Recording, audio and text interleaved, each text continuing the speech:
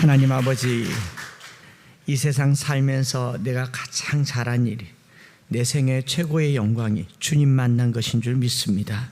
하나님, 우리가 여기 태어나서 또 주님 만나는 성도들과 함께 만나게 해주신 이 일도 축복인 줄 믿습니다. 매일매일 신앙생활 하면서 이웃에게, 가족들에게, 자신에게 들려줄 간증거리가 많게 하여 주옵소서. 하나님을 어떻게 만났고 하나님께서 우리 삶 속에 어떻게 역사하시는지 매일매일의 삶이 살아있는 성경의 스토리가 되게 하여 주옵소서. 오늘도 그 간증이 펼쳐지는 시간 되기를 소망하고 말씀을 주께 맡겨드리며 구주 예수 그리스도 이름으로 기도드립니다. 아멘. 할렐루야. 정말 하나님의 큰 은혜와 여러분들의 간절한 기도로 치료가 잘 되었습니다. 건강하고 또 앞으로도 건강하게 될 줄 믿고, 의사 선생님 말씀처럼 이제 100% 제거되었다고 하니까 괜찮아질 겁니다.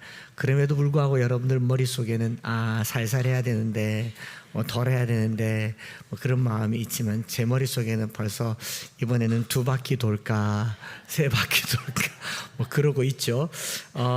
정말 염려를 끼쳐서 미안하고요. 그러나 또 함께 마음 모아주셔서 고맙고 감사합니다. 더 건강한 모습으로 여러분들을 섬기고 더 뜨거운 심장으로 또 주님과 함께 여러분들을 사랑하는 그런 남은 시간이 되도록 힘쓰겠습니다.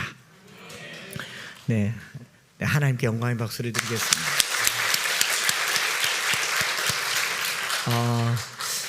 이제 5월이 가정의 달이죠. 이제 국가적으로 5월 한 달을 가정의 달로 보내면서 가족의 소중함을 발견하고 가족과 함께 하는 행사나 프로그램이 많습니다. 어린이날, 어버이날, 스승의 날도 거기 포함되어 있고, 그리고 부부의 날. 부부의 날이 며칠인 줄 아시죠? 21일, 이제 둘이 하나라고 해서 21일 이렇게 있고, 특별한 대상을 위한 특별한 날이 5월에 많단 말이죠. 그러나 해마다 가정의 달, 이제 5월만 되면 유난히 몸살하는 사람들이 있기 마련이겠죠. 누구겠습니까? 그 사람들, 부모들로부터 돌봄과 보호를 받지 못하는, 지지를 받을 수 없는 어린이는 어린이날이 제일 힘들 겁니다. 그렇지 않습니까? 그리고 또 부모가 없거나 자식으로부터 공경을 받지 못하는 부모는 어버이날이 없어졌으면 좋겠다, 이런 마음을 품기도 할 겁니다. 그래서 가정의 달, 가정의 날, 이런 날들은 그 가족이 있는 사람들에게는 그냥 한 번 더 가족을 생각하는 날이지만 상처와 아픔이 또 소록소록 솟아나는 날이기도 합니다. 오늘은 특별히 5.18 민주화 운동 기념하는 날이기도 하잖아요. 기념하지만 이게 기쁨이 되진 않습니다. 상처가 되고 아픔이 되고, 차라리 없으면 잊어버리겠지만 잊어버릴 수 없는 일이기 때문에 날을 정해서 기억하고 기념하는 거잖아요.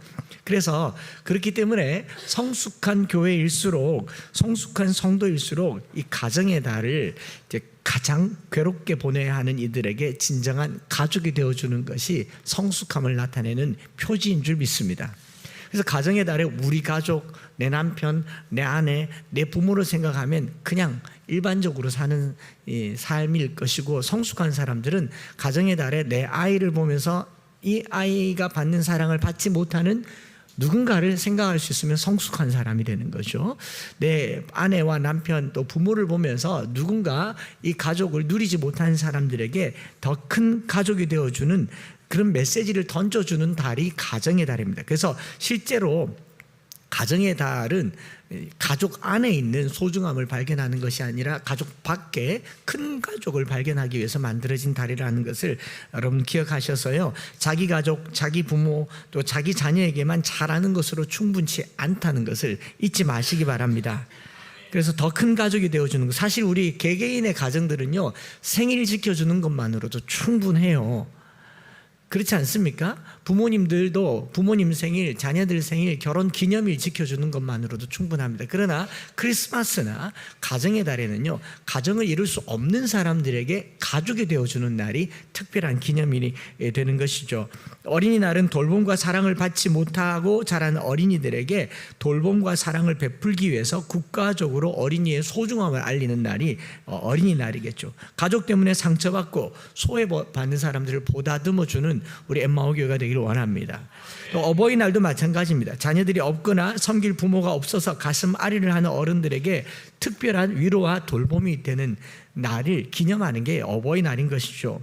그래서 어버이날은 1800년대에 제정될 당시부터 이미 고인이 되신 어머니를 추모하면서 시작된 게 어머니 날이잖아요.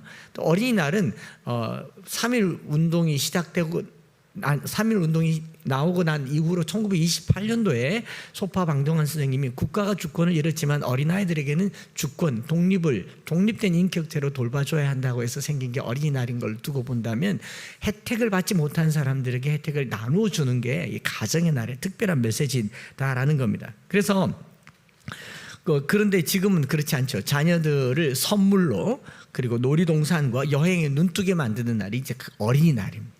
부모님들을 평생 부모님들이 돈 벌어서 자녀들에게 봉양했는데 부모님들이 늑지막하게 이제 선물 중에 제일 1번 선물이 뭐죠? 현금이잖아요. 부모님들이 드디어 또 돈에 눈멀게 만드는 때가 또 이렇게 어버이날이죠. 야야 나는 돈이 좋다 이런 날이 되어버리지 않습니까? 그래서 이것에서 좀 더 성숙하려면 어떻게 하면 될까 제가 지난밤에 고민하다가 이렇게 표현해 봤습니다. 자녀들 부모님에게 좋은 장난감 용돈 받은 거 있으면요 한 2주 정도 지났으니까 우리 친구들 내놓으세요. 실컷 갖고 놀았잖아요. 내놓아서 이거 없는 친구들에게 한번 줘보세요. 하늘 창고가 열릴 줄 믿습니다. 우리 부모님들 자식들에게 용돈 받았잖아요. 아직 덜 썼을 겁니다. 덜 썼거나 안 쓰죠. 그냥 받은 감격만 있지. 내놓으세요. 양로원 또 뭐 경로당 같은 데 가서 주변에 자식이 있지만 돌봄을 받지 못하거나 자식이 없거나 그런 부모님들에게 한 번 더 찾아가서 그분들을 확대된 나의 부모로 여길 때 이 사회가 달라질 줄 믿습니다. 제가 어제 미군 부대에서 하는 행사에 잠깐 가보았는데 해마다 거기서는 이제 이 인근에 있는 시설에 소년들을 모아다가 불러다가 이제 볼링 대회도 열어주고 피자도 먹게 하고 또 그 선물도 주고 하는데 이 아이들이 미군 부대에 들어오잖아요. 그 사회사의 도우미들이 미국 사람들이니까 나름 영어 공부를 열심히 해서 왔더라고요. 미국이라는 곳에 왔잖아요. 그래서 한 아이가 와서 제 옆에 와서 제가 이제 미군 부대 관계자인 줄 알고 영어 못하는 한국말 못하는 미국 사람인 줄 알고 저한테 이렇게 묻더라고요. How old are you? 그 순간 당황했어요. 그럼 뭐 영어로 계속 말을 해요. 아마 그 시설에서 영어를 써야 된다고 가르쳤죠. 그런데 이렇게 마치고 돌아오는데 마음이 참 훈훈하더라고요. 그렇게 필요한 게 어린이날이에요. 또 부모님들도 우리 부모님뿐만 아니라 내가 부모님께 뭔가를 잘해야 될 마음의 동기가 있다면 이 혜택을 받지 못하는 또 다른 부모님들을 한두 분 정도도 돌아보는 게 이게 어버이날이 아닌가 생각을 합니다. 그래서 그런 관계들을 만들어가는 게 바로 이제 공동체 주일이고 오늘 세가족 주일이 되는 것이죠. 저는 교회적으로 세가족 주일이나 공동체 주일을 제정해서 주님 안에서 가족 된다는 게 진정한 가정의 달인 줄 믿습니다. 그래서 이번 한 주간 동안에 우리 가족 말고요 확대된 가족들, 순원들과 세가족들과 소외된 사람들을 돌아보는 이 한 주가 되기를 바랍니다. 이 마틴 부버라고 하는 사람이 있습니다. 1800년대 후반에 태어난 이 사람은 빈에서 태어나서 다서 이제 유대인 사상가이고 철학자이고 신학자인데 이 사람이 나와 너의 이 인간의 모든 관계를 나와 너 이히 운투두라고 하는 책으로 아주 잘 알려져 있고 유명한 고전이죠. 이게 이제 이 마틴 부버라고 하는 사람이 이 책을 쓰면서요 이 세상에는 나와 너의 관계가 있고 나와 그것 그 I and you가 있고 I and it이라고 하는 두 가지 관계가 있는데 우리 인생이 참다운 삶을 살기 위해서는 나와 그것이 아니라 나와 너라고 하는 인격적인 관계를 맺어야 된다라고 주장을 합니다. 가정의 달에 이게 좀 중요하다 싶었던 게 지금 가정의 달에 보내는 행사들은 나와 너입니까? 나와 그것입니까? 우리 아이들이 가정의 달에 부모님 만나 좋아합니까? 선물 받아 좋아합니까? 부모님들이 자녀들에게 돈 받아 좋아합니까? 자녀들 얼굴 보는 걸로 좋아합니까? 나와 그것에 관계가 다 돼 있는 거죠. 그런데 이 유한한 물질 세계에서 그것이 사라져 버리면 결국 나만 남게 되니까 다시 외로워진다라는 거죠.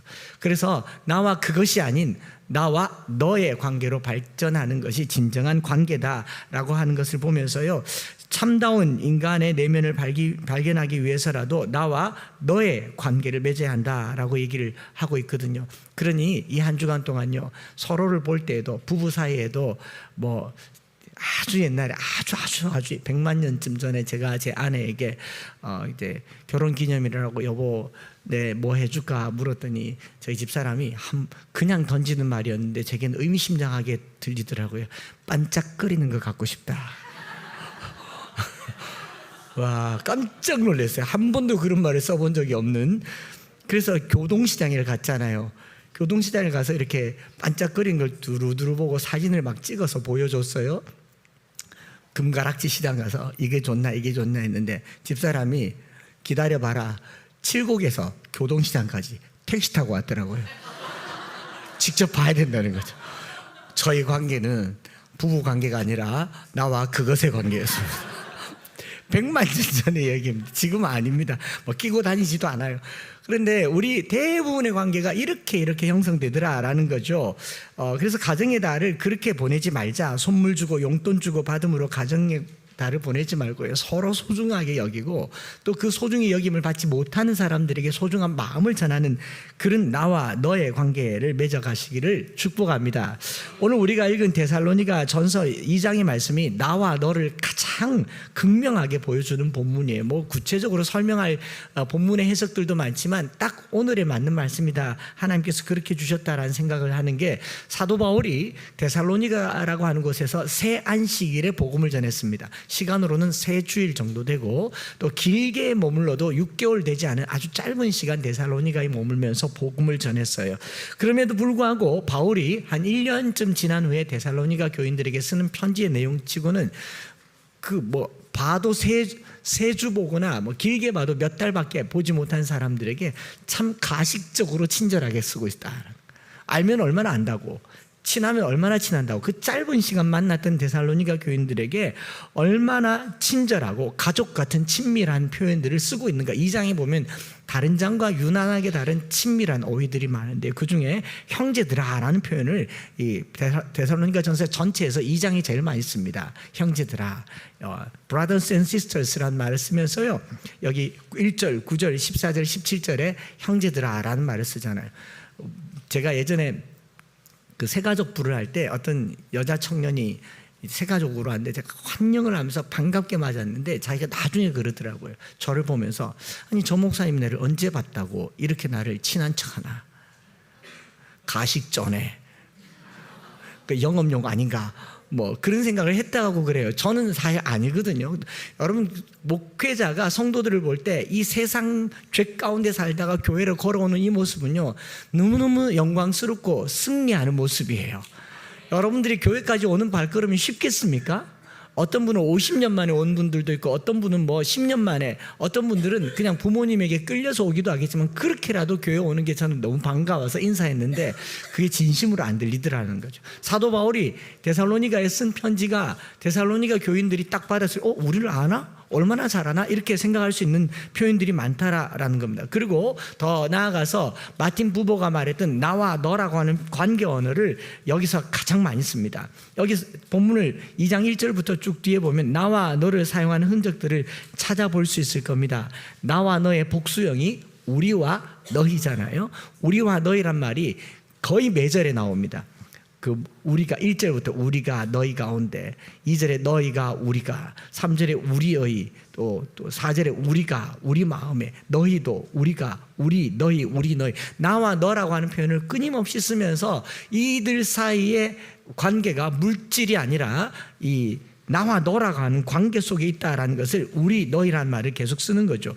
저는 기독교 신앙이 관계적으로 풀어질 때에만 비로소 구원이 뭔지를 알 수 있다라고 생각합니다. 하나님과 우리와의 관계가 어떻습니까?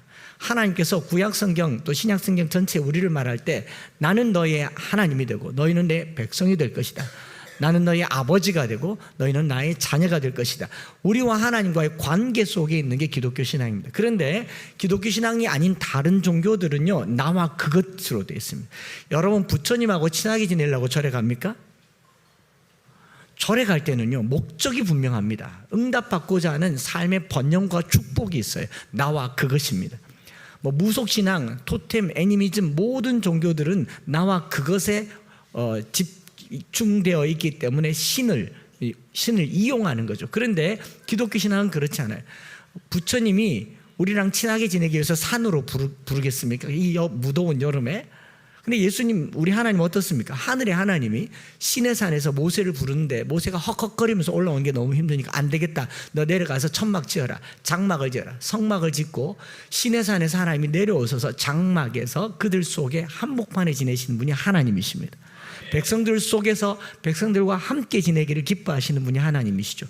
그런데 매번 올 때마다 제사라고 하는 형태로 오고 절기를 따라서 오는 것도, 야, 이렇게 해서는 너무 날마다 지내는 게 아쉬우니까 안 되겠다. 예수 그리스도의 십자가의 보혈로 성소의 휘장을 어떻게 합니까? 찢어버리잖아요. 그리고 누구라도 알아, 은혜의 보좌 앞에 담대히 오라고 만들어 놓은 것이 하나님과 우리와의 관계입니다. 우리가 신앙생활할 때요, 기도 제목에 응답받기 위해서 내가 원하는 것을 갖기 위해서 신앙생활하면 그것은 종교생활일 겁니다. 그런데 하나님은 우리를 그렇게 부르지 않으셨다라는 겁니다. 그렇기 때문에 마틴 부부는 그의 철학에서 이렇게 말하죠. 사람과 사람의 관계는 하나님과 사람과 하나님 관계의 비유적인 표현이다. 하나님이 우리를 관계 속에서 선택하고 부르고 구원하셨다라는 것처럼 사람 사이에도요, 우리가 친밀하게 지낼수록 하나님을 만날 가능성이 훨씬 높습니다. 오늘 우리 기독교회가 무리를 짓고 당파를 만들고 반대하고 누군가를 적대적으로 여길수록 하나님을 만날 기회가 훨씬 적습니다.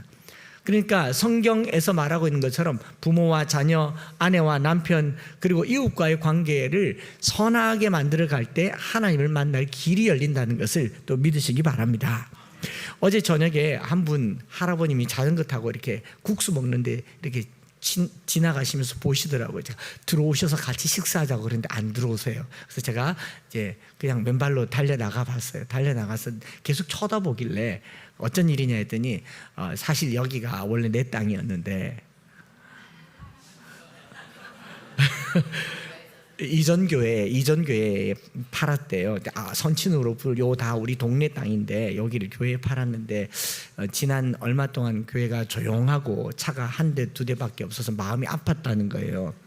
그래서 자초지정을 얘기했습니다. 목사님이 이 차 저 차 해서 이제 천국 가시고 교회가 어렵게 돼서 저희가 이사를 왔습니다. 근데 이제 몇 달 전부터 여기를 지나가는데 막 차도 많고 불도 켜져 있고 막 시끌시끌한데 자기가 좋더라는 거예요. 이미 다 팔았는데. 여러분, 사람과 사람 사이에 있는 것은요, 이런 관계 속에 있는 겁니다. 다음 주에 공동체 주일을 보내면서 이 지역 주민들과 어떤 관계를 맺고 살아야 할지 한번 생각해 보십시오. 금요일날 잠깐 말씀드렸지만 어떤 아주머님이 이렇게 손수레를 끌고 지나가다가 여기 꽂혀져 있는 우산이 많은 걸 보고 다 가져가는 것도 아니고 개중에 아놀드 파마 뭐 이런 고급진 우산을 쑥쑥 뽑아서 순식간에 가지고 손수레에 싣고 가버렸어요. CCTV에 찍혔어요. 근데 마침 제가 교회 오는 길이었는데 오는 길에 이렇게 오다 보니까 그분이 거기 있더라고요. 저기 성당 너머에서 이제 우산 정리를 하고 계시더라고요. 어떻게 했겠습니까? 그래서 얼른 찾아가서 내렸습니다. 그래서 아줌마! 라고 말하진 않았고요. 아주머니, 그 필요하시면 언제든지 달라 하십시오. 필요한 대로 계속 드리겠습니다. 그냥 가져가지 마시고 여기 또 누가 보고 사진이라도 찍으면 곤란해지지 않습니까? 그러니까 갖고 가시라고 했는데 그 우산 중에 여러분들이 여기 두고 간 우산들이 있을 겁니다.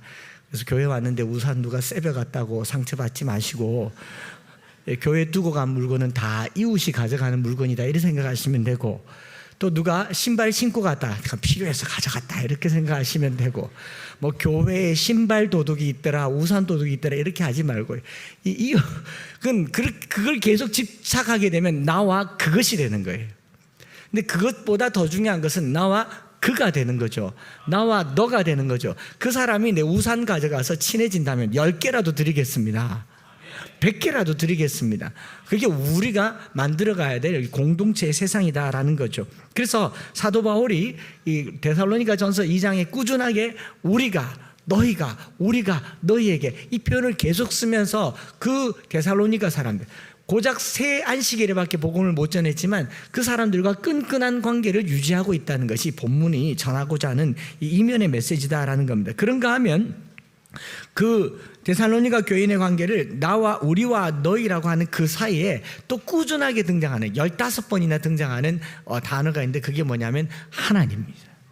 그래서 일반적으로 나와 너라고 하는 이제 존재론적인 실존적인 관계를 이야기하는 것은 세상의 철학이라고 보지만 기독교인들의 관계는요, 나와 너 사이에 하나님 계신다라는 거예요.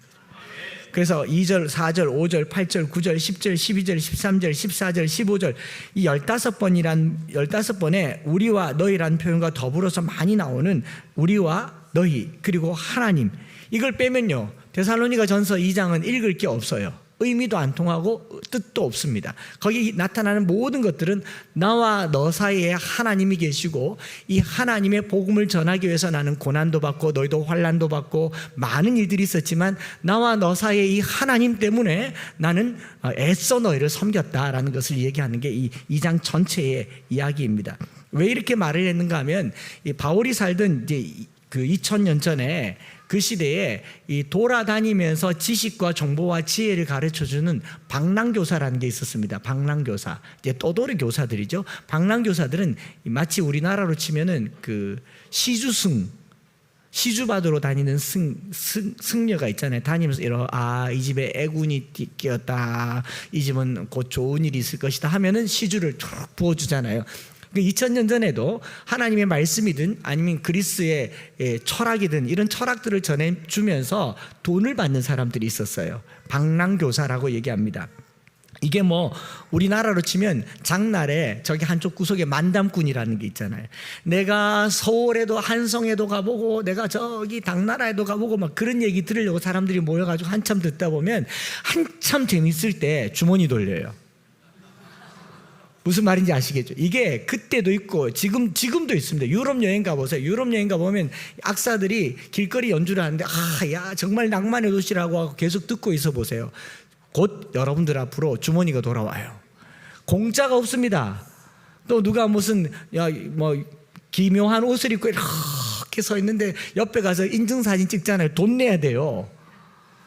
그렇기 때문에 그냥 얼른 보고 지나가야지, 보고 거기 빠지면 돈 내야 된다고요. 그게 지금이나 그때나 똑같은 거죠. 바울이 살던 고대에 복음을 전한다고 하는 것은 그냥 랍비나 서기관이나 바리새인들처럼 뭔가 조금 진리를 전하면 그걸로 끝나지 않고 그 유명한 언어가 있잖아요. 봉투 열렸네. 뭐 그런 사람들이 많던 시대에 바울이 데살로니가에 가서 새 안식일 동안 복음을 전했다라는 것이 어떤 오해를 받을 수 있느냐 하면 돈을 안 줬나? 바울이 편지를 보냈을 때 돈을 달라고 하는가 하는 냉소적인 반응을 가져올 수 있는 그런 오해가 많은 그런 상황이다라는 것을 말씀을 드리는 거예요.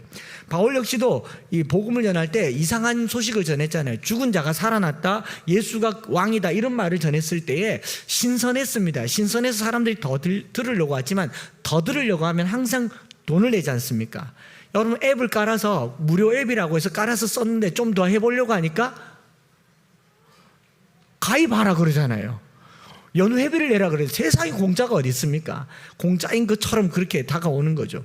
챗GPT 공짜라고 하더니 얼마나 비싼지 몰라요. 나쁜 것들. 뭐 또 편리하긴 편리해요. 누가 말하기를 여기다가 뭐 한 명령을 내리면 다 해준다고 그랬지. 아까 사진에 봤던 그 전교인 수련의 그 영상 이미지 제가 챗GPT로 만든 겁니다. 에베소서 6장의 본문을 가지고 하나님의 전신갑주를 입는 장엄한 표현으로 시온성교회 엠마오교회 연합수련회 하나 만들어줘. 무주 리조트에서 딱 만들어줘요. 근데 또 가족들이 함께 가니까 야 이거 말고 약간 가족과 함께하는 밝고 경쾌하게 하지만 전신갑주를 입은 사진 보여줘. 그렇게 보여주더라고요. 잘 만들어요. 그런데 그래서 자꾸 오타가 나서 바꿔달라고 하니까 글자만 바꾸면 되는데 자꾸 사진을 바꿔요. 잘 보이려고 저한테. 저한테 잘 보이려고. 그래서 이게 아니다. 그랬더니 존 파이퍼 목사님이 그렇게 말하더라고요. 자기가 GPT에다가 그 명령어를 넣었습니다. 내가 3분간 기도를 해야 되는데, 회중 기도를 해야 되는데 복음주의적이고 개혁주의적인 내용을 가지고 이렇게 회개와 구원과 뭐 이렇게 넣어서 기도문을 하나 써줘. 기가 막힌 문장을 쓴 거예요.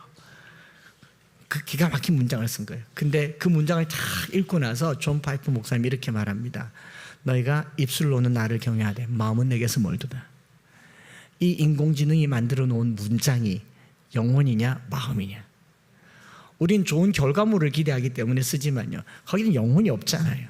그걸 내가 한다고 내 마음이겠습니까?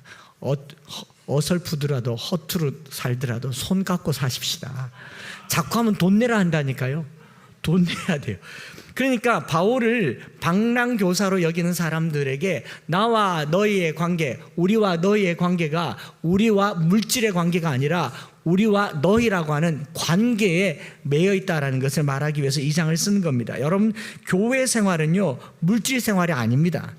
교회 생활은 뭐 목회자가 성도들이 예수 믿으면 좋습니다라고 하는 게 성도들이 많아져서 헌금이 늘어나서 이걸로 뭘 하고 땅 사고 건축하고 이런 게 교회 생활. 그럼 나와 그것일 겁니다. 그 신앙생활은요, 나와 너입니다. 우리와 너희인 것이죠. 제가 교회 처음 개척했을 때 우리 선배 목사님 중에 한 분이 그러더라고요. 한 목사, 너 교회에 귀인이 있나? 귀인요? 귀신은 다녀갑니다. 사탄이 막 반대하고 이랬으니까. 근데 귀인이 뭡니까 했더니, 왜 그 있잖아요. 왜 의사, 뭐 사업가, 뭐 이렇게 임직원 이런 사람인데, 그런 한 사람이면 성도 10가정보다 낫다 이렇게 얘기하더라고요. 여러분, 하나님은 의사 한 사람보다 성도 10가정의 영혼보다 의사 한 사람을 더 좋아하는 분이십니까? 근데 목회라는 목회자의 머릿속에도 교회를 나와 그것으로 여기게 만들 때 교회는 위태로워질 수 있다라는 거죠. 나와 그것이 아니다라는 겁니다. 그래서 물론 교회가 물질의 필요가 왜 없겠어요. 그러나 가장 중요한 것은 나와 하나님, 나와 여러분들의 관계가 온전해질 때에만 그것은 교회가 되는 줄 믿습니다. 사도 바울은 데살로니가 교회를 개척할 때요, 어떤 보상이나 명예를 바라지 않았다라는 겁니다. 오히려 더 많은 수고와 애를 썼지만 성도들에게, 데살로니가 교인들에게 방랑 교사들처럼 어떤 대가를 바라지 않았다라는 것을 여기 써놓은 거예요. 데살로니가전서 2장 9절에 형제들아, 우리의 수고와 애쓴 것을 너희가 기억하리니 너희 아무에게도 폐를 끼치지 아니하려고 밤낮으로 일하면서 너희에게 하나님의 복음을 전하여노라. 너희에게 어떤 누를 끼치지 않으려고, 어떤 대가를 받지 않으려고 오히려 더 많은 애를 쓰고 더 많은 수고를 하였다. 그리고 심지어는 내가 일하면서까지 이 일을 하였다. 나는 너에게 아무 대가를 바라지 않는다. 너희와 나의 관계는 뭐 give and take, 나와 그것이 아니라 너희와 나와의 관계는 하나님으로 충분하다라는 것을 말하고 있는 거죠. 당시 방랑교사들처럼 대가를 바라고 복음을 전하는 것이 아니라는 겁니다. 삶으로 복음을 전했고 섬김으로 복음을 확증했습니다.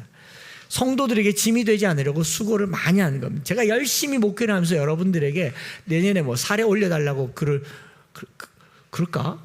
여보? 그러면 저는 방랑교사가 되는 거예요.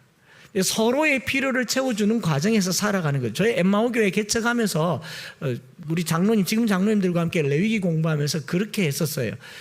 성도가 많아진다고 목회자의 대우가 좋아지면 이거는 나와 그것이다. 그러니 어떻게 살아야 되는가? 성도들의 삶과 평균적으로 해서 똑같은 삶을 살면 좋겠다. 11조를 온전하게 내는 성도들이 있다면 그 11조만큼의 삶을 살면 좋겠다. 성도들이 건강해지면 나도 건강해지고, 성도들이 약해지면 나도 약해지고, 그렇게 되면 좋겠다.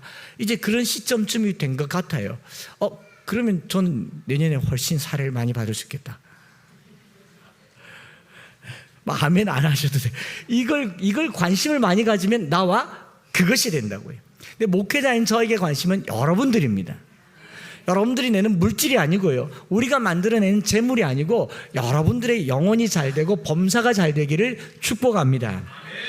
그래서 사도 바울이 수고하고 애썼다라고 얘기합니다. 데살로니가전서 그 2장 8절에 그 이유를 이렇게 말하죠. 9절 바로 앞절에 같이 한번 읽어볼까요?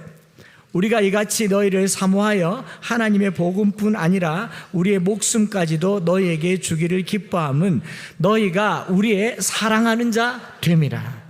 바울 자기 자신과 데살로니가인과의 관계를 그것으로 만들지 않고 사랑으로 만들어가고 있다는 거죠. 오늘 우리가 사랑하기 때문에 뭐한다? 목숨도 아깝지 않은 관계가 되기를 원합니다. 제가 여러분들을 사랑해서 목숨을 아깝지 않게 다 내어 놓아서 내년에라도, 아니 너무 복잡하게 생각하지 마십시다. 제 목숨이 다 해서 여기서 하나님께 드려진 바가 되었을 때 강단이니까 제 아내에게 말할게요. 우리 남편 교회를 위하다가 목숨을 다 바쳤는데 이 교회가 나를 돌봐주지 않는다, 이런 말 하지 않을 아내인 줄 믿습니다. 왜냐하면 사랑했잖아요. 사랑하기 때문에 다 드려도 아깝지 않은 그런 관계가 되기를 원합니다. 우리도 서로가 서로에게 사랑하기 때문에 다 줘도 아깝지 않은 그런 관계가 되기를 소망합니다. 사랑하기 때문에 복음을 전하는 것이고 더 나아가서 목숨도 주기를 마다하지 않는 관계라고 말했기 때문에 바로 또 한 절 더 위로 올라가 보면 사도 바울이 그래서 권리나 권위도 주장하지 않은 겁니다. 7절, 우리는 그리스도의 사도로서 마땅히 권위를 주장할 수 있으나 도리어 너희 가운데서 유순한 자가 되어 유모가 자기 자녀를 기름과 같이 하였다라고 말하죠. 자기의 생계를 위해서 재정 지원을 요구할 권리가 있었습니다. 복음을 전했잖아요. 교회가 세워졌잖아요. 그러니 너희가 나를 좀 도와주라 라고 말할 권리가 있습니까? 없습니까? 있어요. 그럴 권위도 있습니다. 그런데 그런 권위를 주장하지 아니하고 뭐라고요? 도리어 유순한 자가 되어서 유모가 자기 자녀를 기름과 같이 하였다. 사실 사도 바울은 장가도 안 가본 사람입니다. 어미의 마음을 어떻게 알겠어요? 아내 자식을 길러보지 않았는데, 그런데 여기서 어머니 이미지를 써요. 바울의 입장에서는 아버지 이미지를 써야 되는데 어머니 이미지를 씁니다. 사랑에 필요한 언어이지 않겠습니까? 그래서 어머니 이미지를 가지고 유모, 어머니가 자기 자녀를 기름과 같이 너희를 잘 돌보았다라고 말하는가 하면 아버지 이미지는 저기 뒤에 11절에도 나와요. 아버지가 자기 자녀에게 하듯이 권면하고 위로하고 경계했다. 무슨 말이냐면요, 사랑을 베풀 때는 어머니가 자식들을 돌본 것 같이 사랑을 베풀었고, 권면하고 경계하고 훈계할 때는 아버지의 지혜로 힘을 다했다. 이 말은 내가 너희들을 자녀를 기름과 같이 때로는 아버지처럼 때로는 어머니처럼 최선을 다했다라는 말입니다. 하나님께서 제게 주신 말씀이라고 그렇게 받았습니다. 우리 엠마오 교회 성도들을 때로는 아버지처럼 때로는 어머니처럼 때로는 자식처럼 잘 섬기고 잘 돌보겠습니다. 아멘 안 하셨으니까 그만큼만 하겠습니다. 제가 이 말씀을 이렇게 읽으면서 무슨 생각을 했냐면, 도대체 이 짧은 기간, 말씀드렸잖아요. 새 안식일 혹은 6개월, 이 짧은 기간에 데살로니가 교회와 바울 사이에 무슨 일이 있었는가? 여러분 그걸 생각해 보자는 겁니다. 오늘 특별히 새가족 주일이잖아요. 새가족들 여기 엠마오 교회 다닌 지 6개월 안 되신 분들이 대부분이실 텐데, 저나 여러분들 사이에 무슨 일이 있으면 이런 관계가 될 수 있을까? 매일 같이 밥 먹고 신방하고 쇼핑 다니고 같이 어떤 사역을 하고 일을 해야 될까? 도대체 우리 사이에 어떤 일이 있으면 이런 글을 쓸 수 있을까를 곰곰하게 생각해 본 거죠. 데살로니가 교회는 바울이 복음을 전한 지 몇 달도 되지 않아서 세워진 교회이고, 그리고 그 시점으로부터 1년쯤 지난 후에 쓴 편지글이니까 데살로니가 교회는 이제 개척한 지 1년 남짓된 아주 신생교회란 말이죠. 개척교회란 말입니다. 그런데 바울이 이 교회를 향해서 목숨도 아깝지 않다, 너희를 어머니가 자식을 돌보는 것처럼 금이야 오기야 돌보았다, 아버지가 자녀들에게 하듯이 지혜와 훈계로 권하였다, 폐를 끼치지 않으려고 밤낮으로 일하면서 너희를 섬겼다라고 말하고 있잖아요. 무슨 일이 있었겠습니까? 바울은 데살로니가 교인과 자신과의 관계를 나와 그것으로 여기지 않고 나와 너로 만들어 갔다라는 거죠. 나와 너로. 그리고 여러분 교회를 세우면요, 특별히 교회를 개척하면 목회자가, 제가 개척하면서 경험해 보기도 했지만 개척하는 목회자들에게 있어서 가장 큰 위험 중에 하나는요, 제왕이 됩니다. 제가 개척했잖아요. 모든 결정을 제가 할 수 있죠. 심지어는 어떤 목사님들이 교회를 개척, 중이 싫으면 저를 떠나는 거지, 여러분 다 나가세요, 다 나가라 그래요. 내가 주인인 거잖아요. 그런가 하면 교회가 조금 부흥하고 교회가 성숙하면 차를 좀 바꿔주시면 안 될까요? 라고 묻지도 않아요. 그냥 바꿔요. 집도 더 좋은 집을, 대우도 더 좋은 대우를, 심지어 이제 제 나이쯤 되면 교인들과 의논해서 노후에 대한 것들이 계속 늘어나. 제가 이렇게 말하는 건 제 무덤 파는 일인 것 같은데, 어느 날 여러분들이 이 설교 갖고 와서 목사님 그래 말했잖아요 라고 오늘만 올리고 지우겠습니다.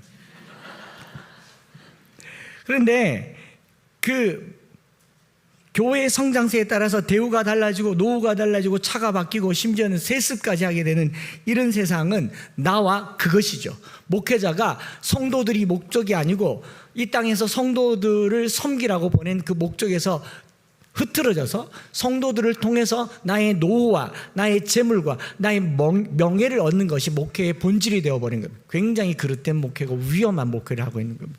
제 주변에도 큰 교회가 퇴직금을, 교회 목회 은퇴금을 천문학적인 숫자의 은퇴금을 받았는데, 그리고 그럴만하다라고 얘기합니다. 그럼 저희는 그런 거 받을 만 못합니까? 굉장히 그릇된 자본에 젖은 물질의 생각을 가지고 있는 거죠. 그는 나와 그것으로 만드는 거예요. 교회는요, 나와 그것으로 존재하는 것이 아니 되기를 원합니다. 서로를 바라볼 때요, 나와 너로 바라보고 우리와 너희로 바라보고 우리 사이에 하나님이 계시는 그런 관계가 되기를 축복합니다. 그랬기 때문에 2절에 고난과 능력 중에도 하나님의 복음을 전했고, 4절에서는요 오직 하나님께 옳게 여기심을 입어 복음을 위탁받았으니 우리가 이와 같이 말함은 사람을 기쁘게 하려 함이 아니요 오직 우리 마음을 감찰하시는 하나님을 기쁘시게 하려 함이라. 이게 첫 번째 기도 제목입니다. 오늘 우리가 이 교회에서 나와 그것이 아니 되려면요, 우리와 여러분들과 우리 사이에 하나님을 기쁘시게 하는 목적 있는 신앙생활 하시기를 축복합니다. 하나님을 기쁘시게 하기 위한 관계가 성도들의 관계입니다. 하나님을 기쁘시게 하는 관계로 자라가기를 축복합니다. 그래서 2장 5절에 너희도 알거니와 우리가 아무 때에도 아첨하는 말이나 탐심의 탈을 쓰지 아니한 것을 하나님이 증언하신단 말을 하잖아요. 아첨하는 말, 탐심의 탈을 쓰지 않는단 말은 우리 관계를 좀 잘해가지고 물질을 한 푼이라도 더 뜯어내려고, 당시에 방랑교사들처럼 가머니솔로 저 사람의 주머니를 여는, 어떤 목사님은 주머니가 회개의 진정한, 물론 맞는 말입니다. 근데 주머니를 열었는데 아무것도 없으면 어떡하려고요? 그분은 회개할 게 없는 사람입니까? 우리 자본에 젖은 이 사회에서 성도들의 관계를 물질로 만들지 말아야 합니다. 물질은 우리가 쓸 수 있는 가용한 그냥 수단일 뿐이에요. 더 쓸 수도 있고 물론 덜 쓸 수도 있습니다. 근데 거기에 탐심의 탈을 쓰지 말아야 된다는 거예요. 탐심의 탈을. 아첨하는 말, 탐심의 탈을 쓰지 않는 관계가 되기를 원합니다. 저 역시도 목회하면서, 이게 다 저한테 하는 말이에요. 목회하면서 제일 주의하는 것들 중에 하나가 뭐냐면, 성도들과 얘기하면서 나의 필요를 은근히 깔아서 말하는 거, 굉장히 위험한 말이에요. 이게 아첨하는 말이고 탐심의 탈을 쓰는 겁니다. 선교단체에서 선교사님들을 훈련하면서 기도 편지 쓰는 연습을 해요. 기도 편지 쓰는 훈련을 할 때 절대로 쓰지 말아야 될 게 뭐냐면, 기도 제목에 필요를 쓰지 말라고 그래요. 왜냐하면 필요는 하나님이 채워주시잖아요. 기도 제목에, 제가 그런 기도 제목도 받아본 적이, 우리 딸이 사춘기인데 평생 그런 말 안 했는데 가죽 잠바를 입고 싶다고 합니다. 가죽 잠바를 위해서 기도해 주십시오. 그걸 뭘 기도해요? 사주면 되지. 그 기도를 하는 사람은 얼마나 부담스럽겠습니까? 필요한 거는 본인이 하나님께 기도하시고요. 그래야 하나님이 채워주시는 거잖아요. 그렇지 않습니까? 은근하게 뭘 자꾸 얘기해요. 저는 그렇게 말해요. 선교단체에서는 그렇게 얘기합니다. 필요한 거는 요구사항이라고, 성도들에게 직접 구하라고. 땅 사야 되는데 5천만 원 필요합니다 라고 말하면 되는데, 땅 사는데 5천만 원 필요한데 기도해 주십시오. 여러분, 자기가 기도해야죠. 제가 저희 비전센터 지을 때, 시간 좀 갔지만 비전센터 지을 때 그 공사 중에 당장에 한 달 정도 1억이 필요했던 적이 있었습니다. 큰 돈도 아니었어요. 1억이었어요. 그때 우리에겐 너무 큰 돈이었는데, 그래서 막 강대상에서 기도하는데 아무리 머리를 굴려도 방법이 없어요. 그 소장은 당장 현금이 필요하다고 얘기하고, 그래서 돈이 많은 분에게, 대구에서 1등, 2등, 3등 하는 분에게 이제 이메일을 보내고 또 찾아가서 만나 뵀습니다. 그럼 장로님이세요. 큰 회사입니다. 그분 1000억 부자입니다. 1억이 무슨 큰 돈이겠습니까? 제가 달라고 한 것도 아니고 빌려달라고, 한 달 후에 돌려주겠다고. 근데 응답이 이렇게 나왔어요. 교회의 짐은 성도들과 함께 기도하는 게 맞습니다. 너무 섭섭하더라고요. 너무 섭섭해서 강단에 올라와서 기도를 한 하나님 속상해요. 섭섭해요. 그런데 그때 하나님이 말씀하시더라고요. 도울 힘 없는 인생을 의지하지 말고 나를 의지해라. 그래서 그때부터 주여 기도회가 시작됐습니다. 제가 강단에서 계속 주여 하니까 저기 뒤에 앉은 한 분 집사님이 어느 날 제게 와서 그렇게 말하더라고요. 목사님, 주여 좀 하지 마세요. 왜요? 목사님이 앞에서 자꾸 주여 하니까 뒤에서 네가 해라. 여러분, 우리는 그냥 주여만 하면 되는 겁니다. 그럼 사람들에게 나의 필요를 아첨하는 말로 가서 아유 귀걸이 예뻐요 말은 저 주세요로 말로 들리기 쉬워요. 그 목걸이 어디서 샀어요라는 말은 하나 주세요라는 말로 들리기 쉽다고. 목회자나 성직자는요, 내 필요를 은근하게 사람에게 말할 수 있는 아주 탁월한 은사가 있는 사람들입니다. 제가 좀 고기가 당기는지 다리에 힘이 없습니다. 이러면 안 된다고요. 사도 바울이 아첨하는 말이나 탐심의 탈을 쓰지 않았다라고 얘기하잖아요. 거칠애로 말하지 않았다는 겁니다. 우리 사이에 하나님만 두시기 바랍니다. 우리와 너희 사이에 그것을 두지 말아야 된다라는 거죠. 이게 하나님을 기쁘시게 하는 거예요. 왜? 채우시는 이가 하나님이시기 때문에 그렇습니다. 두 번째로 함께 기도하는 것은 오늘 우리의 관계가 서로 본받음으로 발전하는 관계예요. 2장 14절을 같이 한번 읽어볼까요? 시작. 형제들아, 너희가 그리스도 예수 안에서 유대에 있는 하나님의 교회들을 본받는 자 되었으니 그들이 유대인들에게 고난을 받음과 같이 너희도 너희 동족에게서 동일한 고난을 받았느니라. 바울은 자신이 데살로니가 교인과의 관계를 둘만의 특별한 관계로 두지 않았어요. 나와 너라고 얘기하지만 우리라고 묶어두지 않고요, 우리의 관계를 특별한 관계로 묶어두면 소위 말해서 눈 감고 아웅해요. 우리 엠마오 교인들은 저와 여러분들만 있는 거예요. 다른 데 가시면 안 돼요. 다른 거 보시면 안 돼요. 오직 여기서만 잘하고 살고 먹고 주시기 바랍니다. 이렇게 계속 가다 보면요, 발전이 있겠습니까? 없겠습니까? 발전이 없잖아요. 나와 여러분들만 채워지지 않기를 바랍니다. 바울은 이 데살로니가 교회와 자기와의 특별한 관계로 묶지 않고요, 너희들이 이 관계에서 더 나아가서 유대에 있는 온 교회들, 온 하나님의 교회들을 본받으려고 애쓴다. 다르게 말하면 배우려고 애썼다라는 겁니다. 건강한 공동체, 건강한 관계는요, 서로 잘하는 관계입니다. 고작 1년밖에 되지 않은 데살로니가 교회가 더 성숙해지려고 애쓰고 있는 모습을 본받는 자, 본받은 자 되었다라고 얘기하죠. 본받은 자. 이 헬라 말로는 미메테스라는 말을 썼는데, 미메테스, 미믹이란 말 들어보셨습니까? 영어의 미믹, 흉내낸다. 아이들이 아빠 그러면 아빠, 엄마, 좋아요 따라하면서 언어를 배우잖아요. 이미테이트라고 얘기하는데, 모방하고 따라하는데, 데살로니가 교회가 아주 신생교회니까 주변에 좋은 거 있으면요 계속 따라해요. 주변에 누가 기도를 열심히 하면 나도 기도를 따라하는 거예요. 누가 말씀을 열심히 보면 나도 열심히 따라하는 겁니다. 신앙생활은요, 누군가 더 나은 모습을 보면 거룩한 따라쟁이가 되는 겁니다. 그래서 누가 열심히 기도하면 와서 따라하십시오. 금요일날 와서 기도할 때 옆에서 누가 기도하고 손 들고 기도하면 이러고 주야, 주야, 주야, 그렇게 따라하세요. 하다 보면 늘어요. 그게 본받은 자 되는 거예요.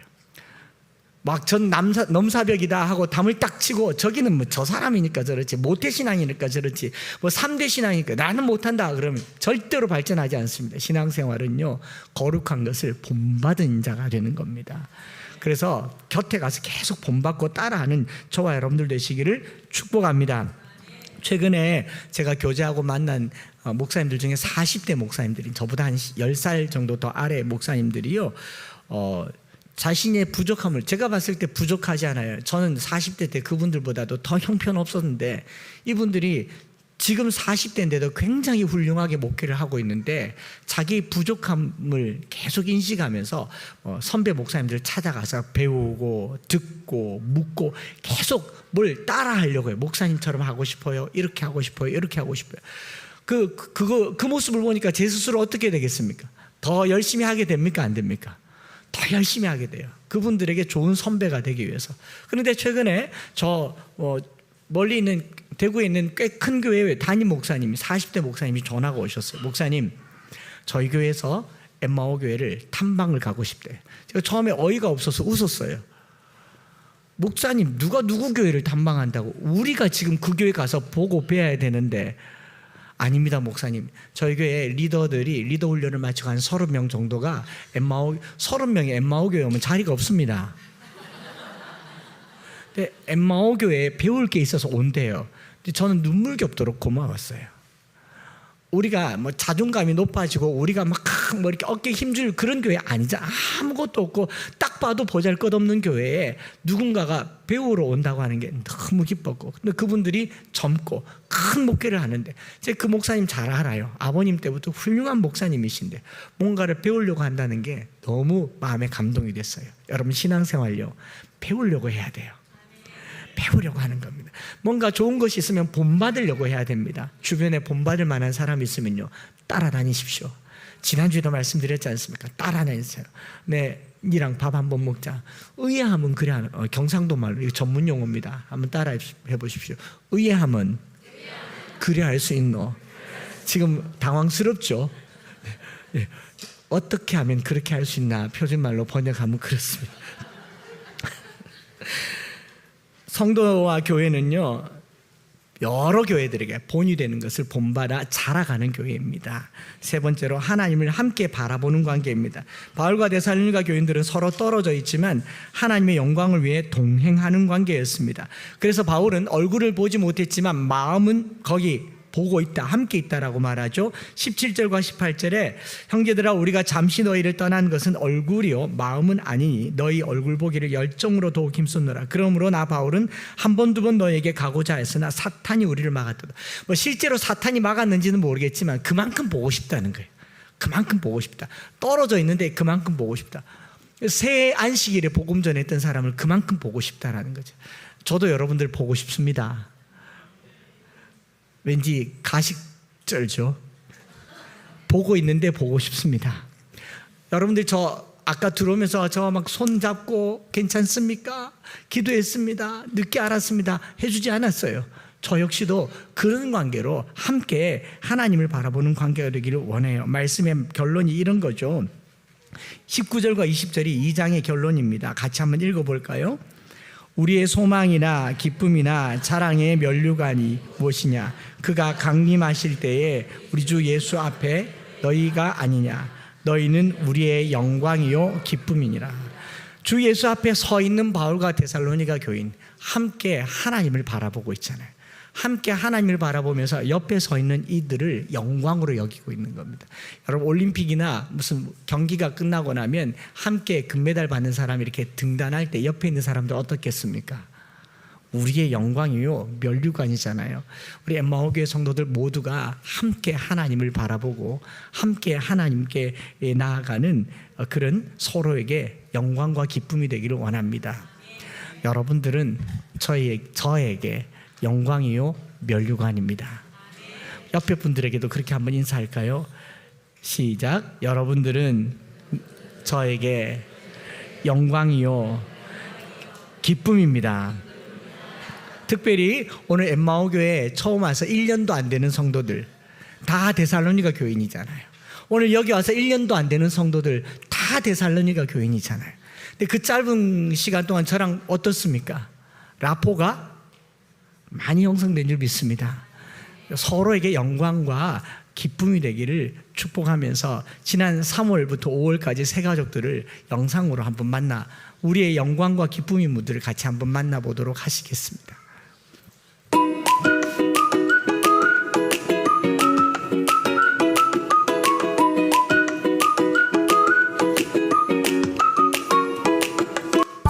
네,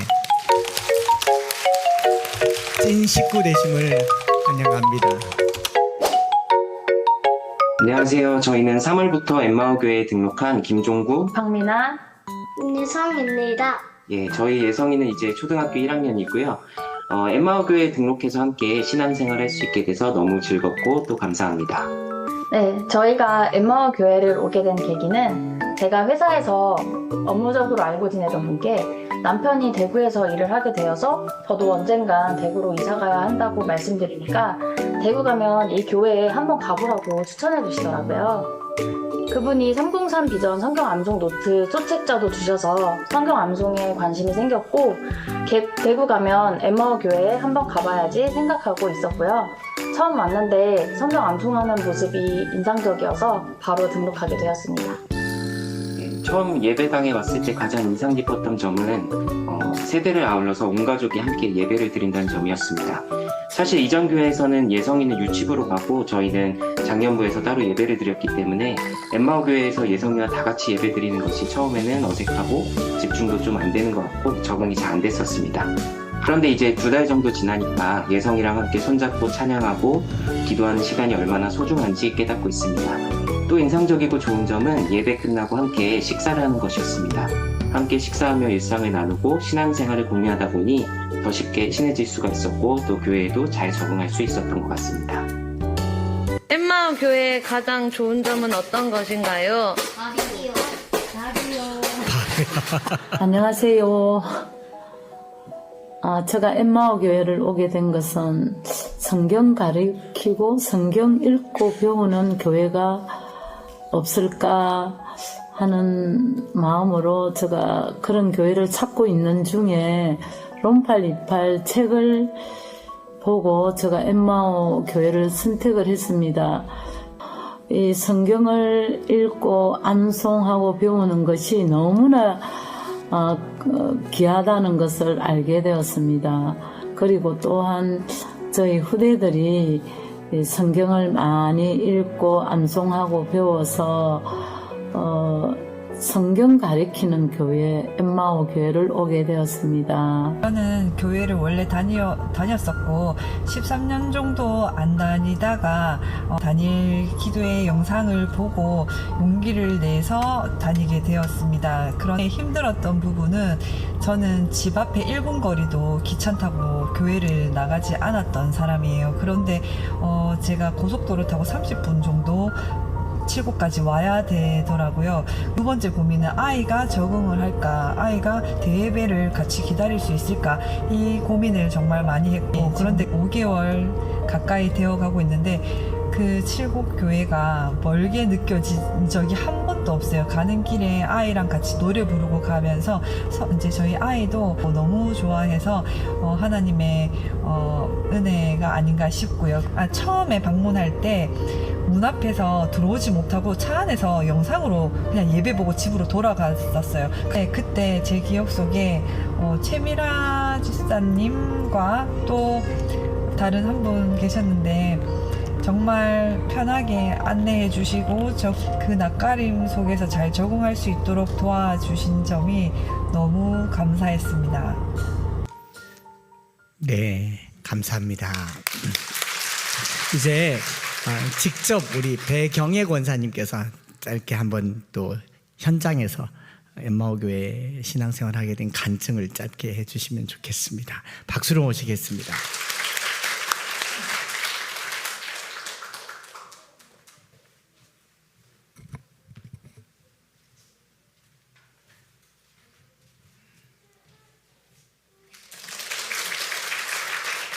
반갑습니다.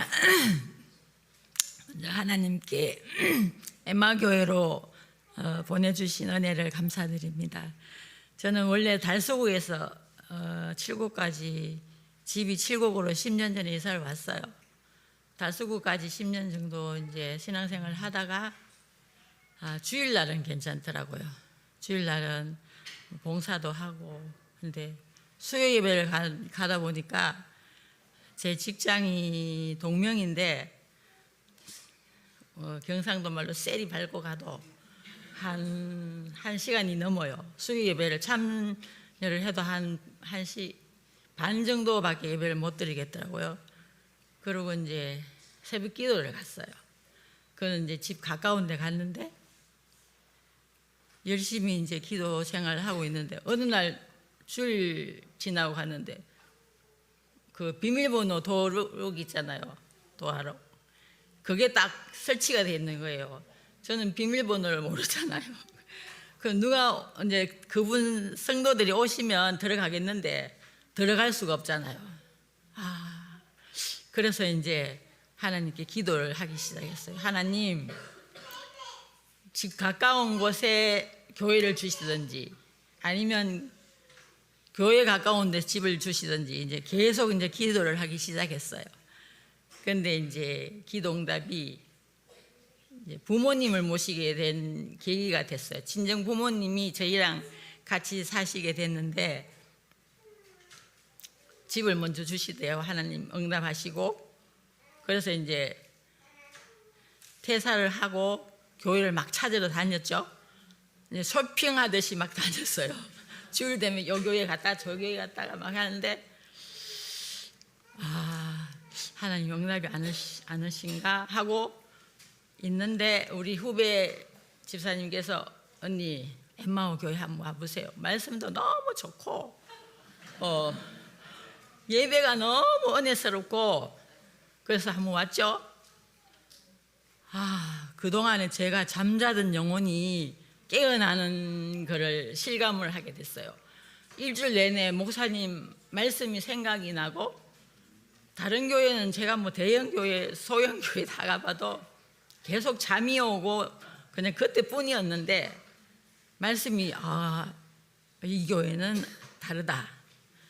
그러고 난 뒤에 이제 남편이랑 의논을 해가지고 몇 번 오고 그래도 이제 미련을 못 버리고 다른 교회도 한번 갔는데 남편이 나는 엠마오 교회 갈 거래요.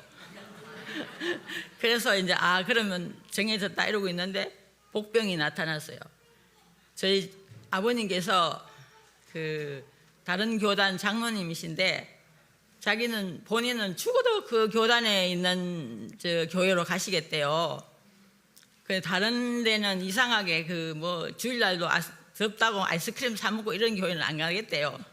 그래가지고 아니 거기도 그런 교회도 다 천국 갈 수 있다고 이제 설득해도 안 돼요. 그래서 이게 고민이잖아요. 그래서 그러고 있는데 그 아버지 지인이신 이제 아시는 목사님이 포항에서 그 칠곡에 우리 교단에 교회가 있다 하면 가보라고.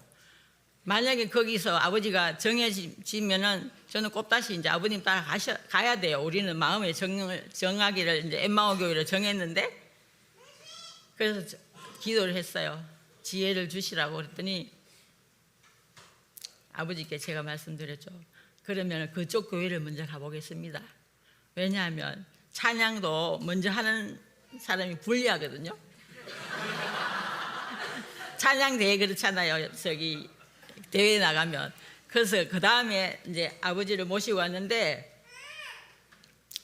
야야 좀 시끄럽기는 한데 젊은 목사님이 참말로 말씀을 잘 전해주시더라. 나도 막 일로 네 가는 교회에 가겠다. 그래가지고 됐습니다 아버지. 그래가지고 같이 이제 몇 번 나오셨는데 지금은 조금 많이 편찮으셔서 못 나오고 계세요. 여기 좋은 점은 정말 예배가 살아있는 것 같아요. 네, 막 찬양도 뜨겁고 다른 다 뜨겁게 하지만 제가 잠자는 신앙인이 아니라 이제는 살아있는 신앙이 됐구나 하는 그 마음이 너무 강해지고 그래서 엠마오 교회 오기를 잘했다 이 생각이 듭니다. 감사합니다.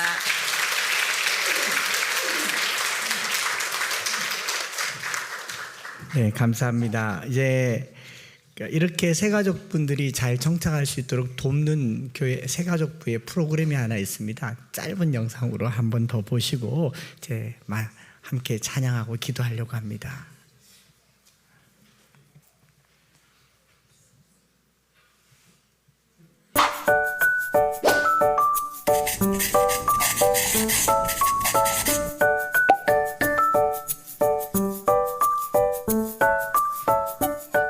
안녕하십니까.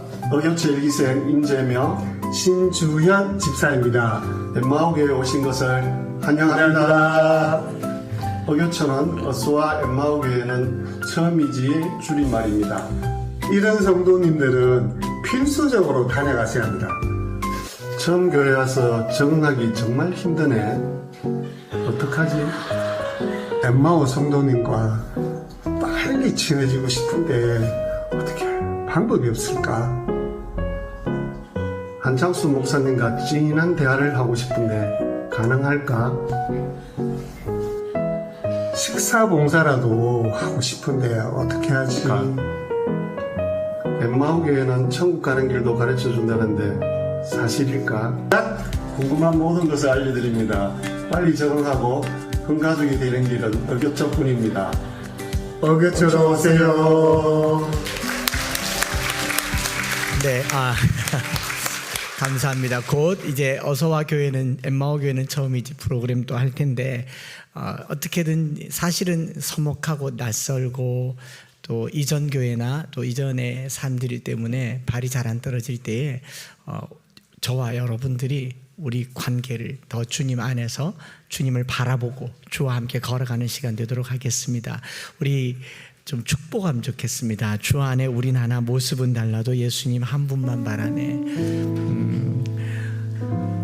여러분 바울이 데살로니가 교인들 낯설어요. 아마 이름도 못 외웠을 겁니다. 그래서 이름 몇 글자도 없지만 그 낯섦 속에서도요 하나님을 바라보고 하나님을 기쁘시게 하고 서로 본이 되어서 자라가게 한다는 점에서 그게 기대가 되었을 것 같습니다. 우리 찬양 드리면서요 앞뒤 좌우로 특별히 제가 봤을 때 대부분 새 가족들이거나 아마 오늘 다녀가시는 분들도 있는데 축복하면 좋겠습니다.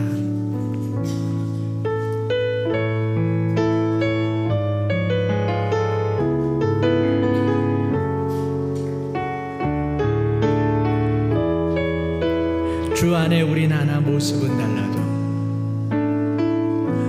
주 안에 우린 하나 모습은 달라도 예수님 한 분만 바란 사랑과 선행으로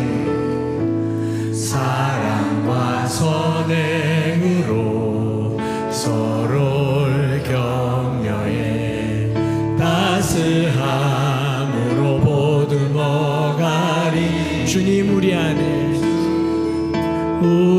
안에 함께 하시니 형제자매 기쁨과 슬픔 느끼네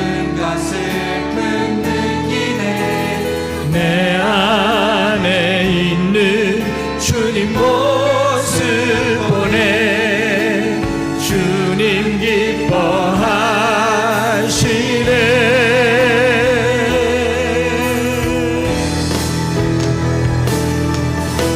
주님 우리를 통해 계획하시니 부족한 입술로 찬양하게 하시니 주님 우리를 통해 계획하시니 너를 통해 하실 기대. 우리 시간에 찬양할 텐데 금방 화면에 나오셨던 분들 다 한번 앞으로 나와 보십시오. 박수로 맞이하시겠습니다. 이분들을 손을 내밀어서 축복하면 좋겠습니다. 그리고 아직 등록하지 않으셨지만 또 함께 하시는 우리 식구들이 있으면 같이 오셨으면 좋겠어요. 위로 올라오십시오. 이 위로 제 옆으로 다 오십시오. 주 안에 우린 하나 주 안에 우린 하나 모습은 달라도 예수님 한 분만 바라네 사랑과 선행으로 서로를 격려해 따스함으로 보듬어가리 주님 우리 안에 함께 하시니 형제자매 우리 새가족부에서 선물도 전해줄까요? 내 안에 있는 주님 모습 보내 그분 기뻐하시네 손을 내밀어서 축복하십시다. 주님 너를 통해 그분 기뻐하시네. 주님 너를 통해 계획하시니 부족한 입술로 찬양하게 하시니 주님 너를 통해 계획하시니 서로에게도 축복하며 주님 너를 통해 계획하시니 주님 너를 통해 계획하시니 입술로 찬양하시니 주님 너를 통해 계획하시니 너를 통해 하시니 기대. 우리 시간에 한번 서로를 위해서 특히 앞에 계신 너무 앞에 서 있는 것도 낯설 겁니다. 여러분들도 똑같을 거예요. 그런데 바울은 이런 사람들 보면서요 기쁨이요 영광이요 면류관이라고 얘기했어요. 바울에게 있어서 기적인 거죠. 새 안식일에 복음 전했는데 그들이 믿음 안에서 사랑의 수고와 믿음의 역사와 소망의 인내 가운데 고난 가운데 자란 것을 봤지 않습니까? 본받아 자라가는 교회 교인들 될 수 있도록 우리와의 관계가 주님을 가운데 두는 관계가 될 수 있도록 하나님을 가운데 두고 너희와 우리가 될 수 있도록 우리 이분들을 축복하시고 또 여러분들을 축복하시고 이 한 주간 동안 내 삶의 부부관계에 가족의 관계에 인간관계에 하나님 역사해 달라고 우리 시간 주여 한번 부르짖고 합심해서 기도하겠습니다. 주여 살아계신 하나님 아버지 감사합니다. 특별히 오늘 3, 4, 5월 새가족들과 함께 새가족 주일로 예배드리며 하나님 우리의 기쁨이요 면류관이고 영광인 사랑하는 형제자매들을 허락하여 주셔서 감사합니다. 하나님 우리 성도들과 함께 믿음 안에 자라가게 하여 주시고 믿음의 역사와 사랑의 수고와 소망의 인내 가운데 고난과 환난과 핍박이 있어도 자라가기를 원합니다. 주님 우리를 통해 계획하신 일 우리 부족함을 통하여서 이루어가게 하여 주시고 하나님 우리를 향한 하나님의 계획이 이루어지기를 원합니다. 서로 격려하며 돌봄 가운데 나와 그것이 아니라 나와 너의 관계 속에 하나님의 복음을 전하고 하나님을 기쁘시게 하고 서로 본이 되어서 자라갈 뿐만 아니라 하나님을 향하여 함께 걸어가는 귀한 공동체가 되게 하여 주시옵소서. 살아계신 하나님 아버지 감사합니다. 가정의 달에 우리가 우리 가족뿐만 아니라 확대된 주님 안의 자녀들로서 서로를 돌아보는 가정의 달이 되기를 원합니다. 부모님의 돌보심이 빈약한 곳에 찾아가게 하여 주시고 자녀들의 공경이 없는 곳에 찾아가서 공경이 되게 하여 주시옵소서. 뿐만 아니라 서로가 서로에게 새 가족이 된 것과 같이 어머니가 유모가 자녀를 돌봄과 같이 아버지가 자식들을 훈계함과 같이 우리 온 가족이 되어서 서로에게 목숨까지 아깝지 않은 그런 사랑하는 관계가 되게 하여 주시옵소서. 서로의 관계에 어떤 대가도 물질도 필요가 없는 사랑으로 충만한 하나님으로 충만한 교제가 되게 하여 주시옵소서. 특별히 3, 4, 5월 새가족들을 하나님께 맡겨드립니다. 우리가 함께 하나님을 기쁘시게 하는 관계로 커가게 하여 주시옵소서. 믿음이 이전보다 더 자라서 더 좋은 것을 본받아 자라가는 공동체가 되게 하여 주시옵소서. 하나님 앞에 함께 지금처럼 이렇게 나란히 서서 서로에게 영광이 되고 면류관이 되고 기쁨이 되는 공동체가 되게 하여 주시옵소서. 주님 앞에 예물을 구별하여 드렸습니다. 우리의 드려진 예물을 통하여서 이 공동체가 이 지역 사회에서 참 가볼 만한 교회, 지나가다가 사람들이 환하게 웃고 밝게 불 켜져 있고 가득 모여진 것을 보고 동네에서 좋아하는 교회가 되게 하여 주시고 그렇게 그 물질이 사용되게 하여 주시옵소서. 구주 예수 그리스도의 크신 은혜와 아버지 하나님의 변함없으신 사랑하심과 성령 하나님 위로 교통 충만 역사하심이 오늘 새가족 주일로 함께 예배드리며 오늘 이곳에서 서로 낯설지만 짧은 기간이지만 이제 내 교회인 것처럼 함께 하나님을 기쁘시게 하는 일에 동참하고 동행하며 자라가기를 소망하며 같이 걸어가기를 소망하는 우리 새 가족들과 함께 있는 모든 성도들 머리 위에 이제로부터 영원토록 함께 있을지어다. 아멘.